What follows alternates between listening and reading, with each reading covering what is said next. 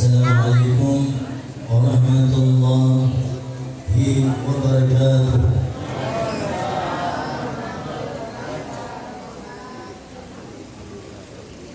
Innal hamdalillah nahmaduhu wa nasta'inuhu ala umuri dunya waddin.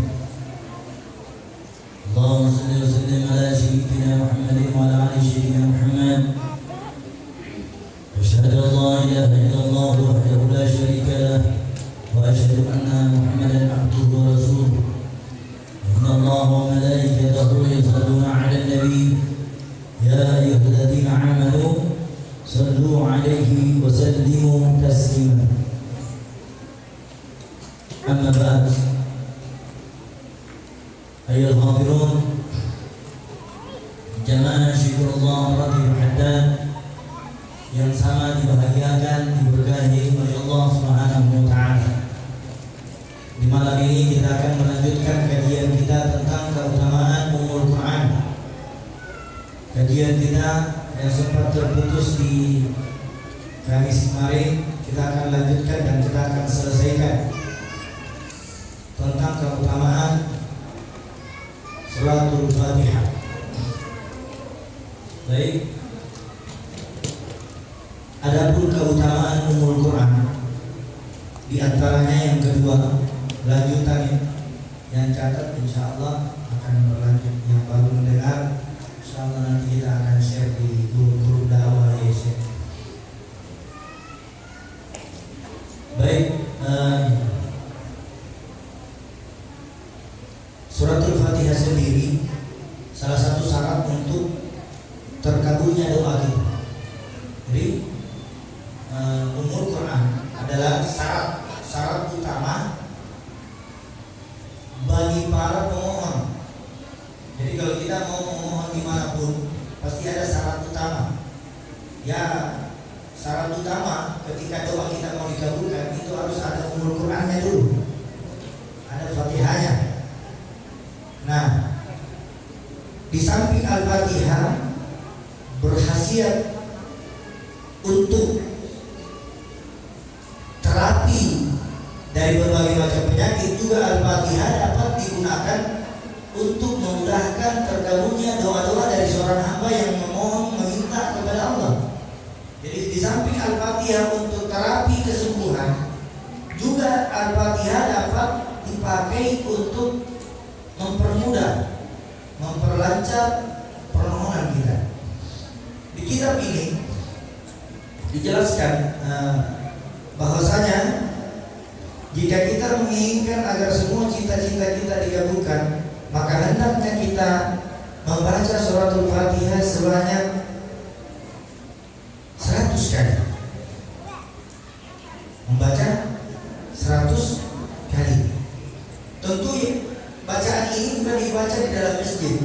Misalnya begini, ibu-ibu, bapak-bapak punya keinginan, punya cita-cita, ambil wudhu di rumah, ambil air wudhu di rumah, kerjakan sholat hajat 2 rakaat. Setelah sholat hajat 2 rakaat dilaksanakan, lalu berniat membaca Ummul Quran sebanyak 100 kali dengan niat semoga hajat itu tadi dikabulkan oleh Allah. Ada yang bertanya, apakah langsung diterima? Allah mengatakan, tidak ada satupun yang memohon dari Ummul Quran yang kuturunkan buat nabiku, melainkan doanya akan kukabulkan. Allah berkata, tidak ada satupun hamba yang berdoa memakai Al-Fatihah tanpa ada satupun doanya yang tidak kukabulkan. Aku akan kabulkan karena Al-Fatihah ini kuturunkan buat nabiku. Makanya ketika Nabi sakit, 4 sahabat yang melihat Nabi sakit, termasuk Fatimah Zahra binti Rasulullah SAW, membacakan Al-Fatihah di kuping kanan Nabi sebanyak 33 kali, di kuping kiri Nabi 33 kali. Panas yang ada di dalam tubuh Nabi itu langsung sehat walafiat melalui berkat Al-Fatihah. Jadi jangan heran, jadi kebanyakan bahkan semua pengobatan Islam, semua pengobatan Islam yang syar'i, ya, semua pengobatan Islam yang syar'i tanpa ada Al-Fatihah di dalamnya maka tidak akan dikabulkan doa, tidak diterima. Karena syarat terkabulnya doa adalah al-Fatihah. Ibu punya cita-cita atau ibu punya cita-cita supaya anaknya begini, bapak juga punya cita-cita supaya usahanya lancar. Ayo, mulai setiap malam baca ini. Apa misalnya kita punya hajat, saya mau hajat saya begini, ayo baca Al-Fatihah 100 kali. Setelah sholat hajat diniatkan, ya Allah, permudah hajatku, kabulkan doaku untuk urusan yang aku akan laksanakan, yang aku akan kerjakan. Ini satu metode. Terus di pembahasan yang lain juga, orang yang senantiasa mau menuntut ilmu hikmah.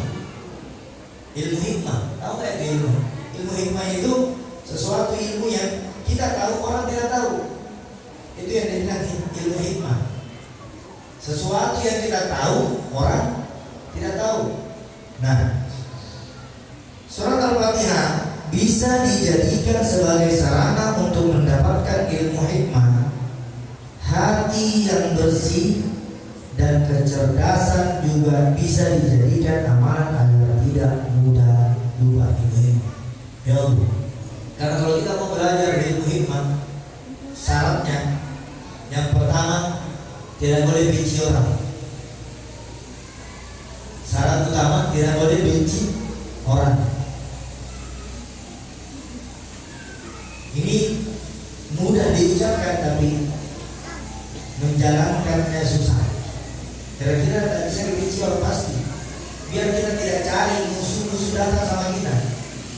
Sekarang biar kita tidak mencari kesalahan, orang cari kesalahan kita supaya kita bisa marah. Coba itu. Dan saya pun masih kurang mampu untuk, tapi masih bisa ditahan.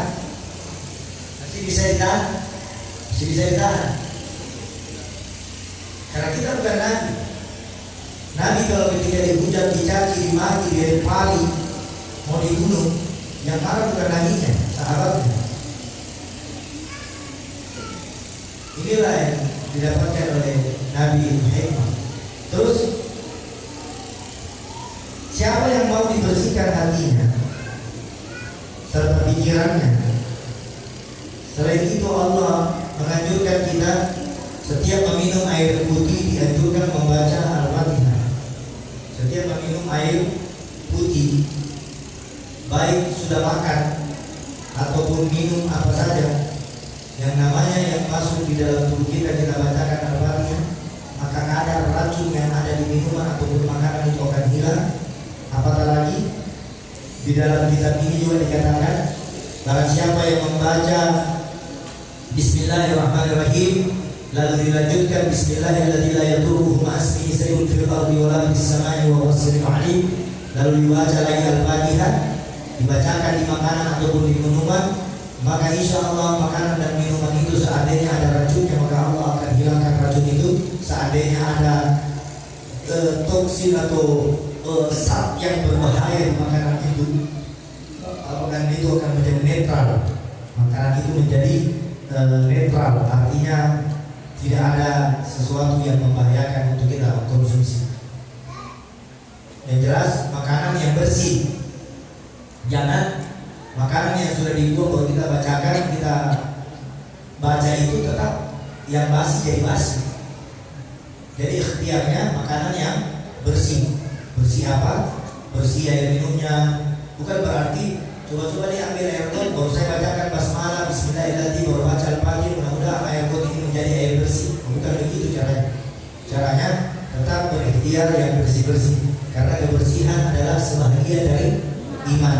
Menjaga kebersihan kita, menjaga pakaian kita, menjaga badan kita, menjaga hati kita, menjaga rumah kebersihan kita. Semua kalau kita jaga kebersihan itu tanda bahwasanya iman kita semakin kuat. Terus untuk mencapai cita-cita, siapa yang di sini pernah berkeluh kesah? Kenapa kalau saya berdoa tidak pernah dikabulkan?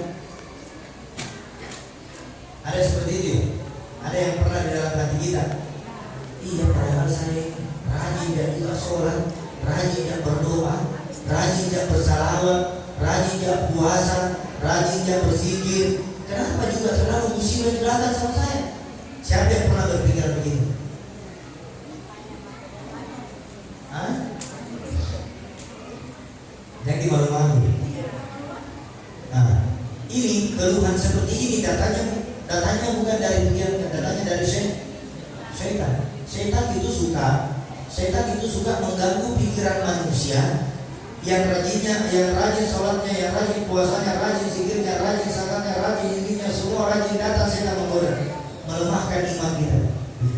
Protes bro sama Allah, bilang, ya Allah kenapa saya ini rajin sholat begini, ada tuh orang tidak sembahyang, sehat-sehat tuh di badannya, sukses tuh ini, tidak sembahyang dia, tapi begini dia. Beda.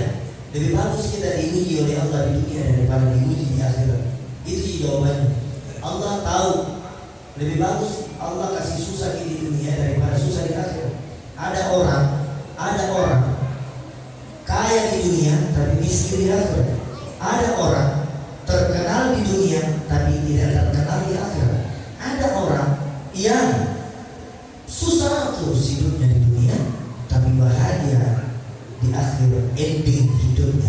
Kenapa? Karena Allah tahu mana yang butuh, mana yang tidak butuh. Allah tahu mana yang susah, mana yang tidak susah.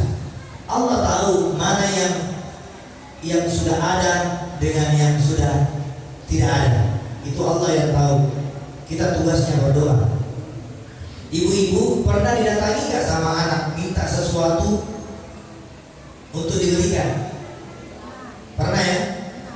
Contohnya, kalau anak datang sama ibunya minta sesuatu, dibelikan sesuatu yang mahal, lantas ibunya tidak mampu membelikan, bagaimana respek anak itu?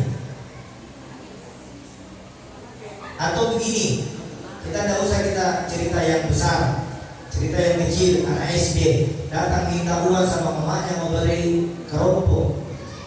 Kebetulan mamanya tidak pegang uang. Itu anak apa yang dilakukan? Kalau tidak menangis dia mojok. Kalau tidak menangis mojok.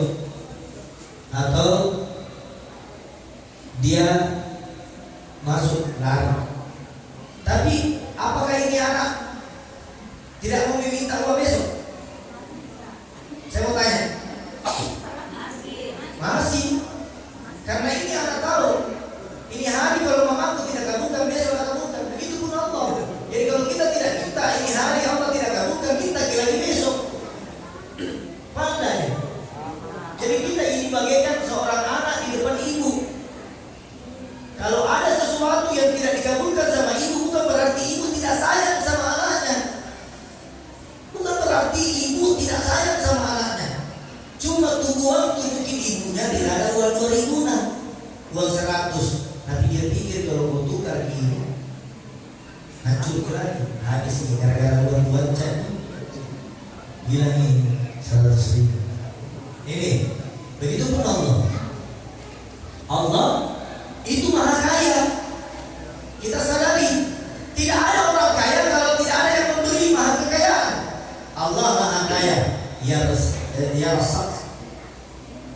Allah maha kaya. Allah maha memiliki. Apa yang kita miliki bukan kita yang punya. Apa yang kita miliki maka Allah yang punya. Itu perlu kita pahami. Nah, konteks di dalam hadis ini doa tersebut berbunyi, misalnya ada ibu, ada anak, ada ibu, ada bapak yang mempunyai cita-cita. Di sini ada konteks doa yang diajarkan di dalam kitab ini oleh Al-Imam Habib Abdullah bin Haddad yang berbunyi, Ilahi ilmuka qafin 'anis su'al ikfini bihaqqi fatihi bihaqqil fatihi. Fatihi ini suratul Fatihah. Su'alan wa karamuka qafin 'anil maqal akramni bihaqqil fatihi maqalan. Di sini dikatakan wa hassal ma fi sadri. Wahai Tuhan kami. Di sini, wahai Tuhan kami, ilmu tidak membutuhkan permohonan. Ilmu tidak membutuhkan permohonan. Karena itu cukupkanlah aku dengan hak yang dimiliki oleh suratul Fatihah. Cukupi aku, karena ilmuku tidak bisa mencukupi saya. Artinya orang berilmu belum tentu mencukupi, orang berilmu belum tentu kaya.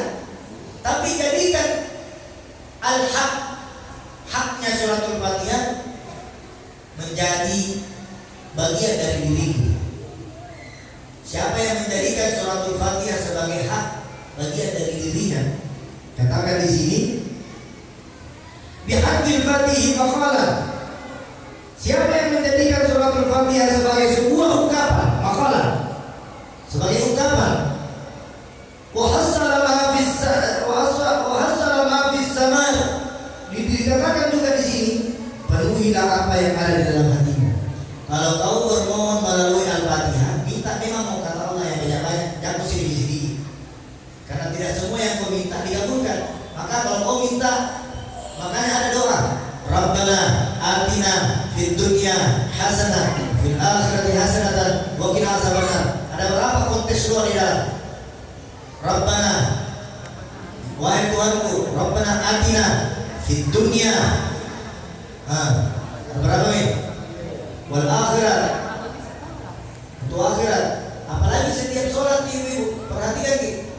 Ada tidak doa setiap kita sholat? Ada doa yang selalu diulang-ulang. 8 doa yang kita minta sama Allah. Rabbighfirli warhamni wajburni warfa'ni warzuqni wa'ahdini wa'afini. 8. Makanya Allah suka diulang-ulang. Seandainya doa tidak penting di dalam sholat kita, doa, maka tidak perlu diulang-ulang ini doa. Kenapa Allah suka diulang-ulang? Allah itu suka mendengar hambanya. Seandainya ada orang berdoa satu kali dikabulkan, besok tidak berdoa. Makanya diulang, besok ulang. Dari salah satu 8 ini, Rabbighfirli warhamni wajburni warfa'ni wa'ahdini wa'afini. Sekarang apa yang kita rasakan? Yang datang di sini sehat atau tidak? Kuat tidak? Makan tadi tidak pagi-pagi? Siang makan, malam makan, itu kan semua rezeki.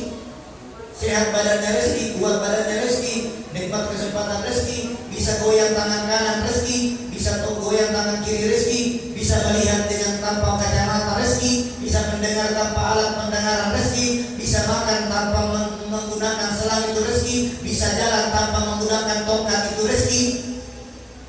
Banyak saudara-saudara kita yang mau jalan tidak bisa jalan, kita dikasih kaki, malas jalan mencari uang, malas jalan masuk ke masjid, malas jalan menuntut ilmu, malas jalan pergi sini pergi sana. Ya, ada yang matanya kabur, minta doanya, ya Allah sembuhkan penyakit mataku ya Allah. Kalau terlanya nanti saya akan membaca Quran. Sekalinya itu yang kabur tadi dikasih terang, tak balik di rumah Al-Quran ambil HP. Banyak orang kabur matanya gara-gara apa? Iya. Gara-gara gunakan ini HP. Semua orang sekarang orang tidak ada yang tidak gunakan HP. Mulai dari anak TK sampai orang tua gunakan HP. Bahkan lebih canggih HP-nya anak-anak sekarang, anak-anak daripada orang tuanya. Iya. Lebih canggih. Orang tua tak HP apa tuh? HP tombol-tombol. Sekarang HP tak, HP anak tak bagaimana? Hanya macam-macam. Terus kajian yang berikutnya sedikit lagi ya, karena saya mau selesaikan ini. Makanya lewat ini. Siapa di antara kita yang mau diselamatkan dari hutang piutang? Nih, agar selamat dari hutang. Ya, selamat dari hutang ya. Tentu kita ingin agar hidup ini lepas dari hutang piutang. Surat Al-Fatihah ini berkhasiat agar terhindar dari belenggu hutang. yang menumpuk. Caranya adalah dengan membaca suratul Fatihah sebanyak 41 kali setelah sholat sunnah qabliyah. Setelah sholat sunnah qabliyah subuh. Qabliyah subuh. Ada yang tahu qabliyah subuh? Artinya qabliyah subuh sebelum subuh. Karena tidak ada qabliyah ba'diyatan subuh. Yang ada qabliyah sebelum subuh. Nah, itu dianjurkan. Siapa yang mau terlepas dari utang piutang yang menumpuk, maka setiap mau mengerjakan sholat qabliyatan sesudah membaca, sesudah sholat, bacalah Ummul Quran 41 kali. 41 kali. Ini anjurannya setelah sholat qabliyah subuh dan sholat fardu. Jadi bisa dibaca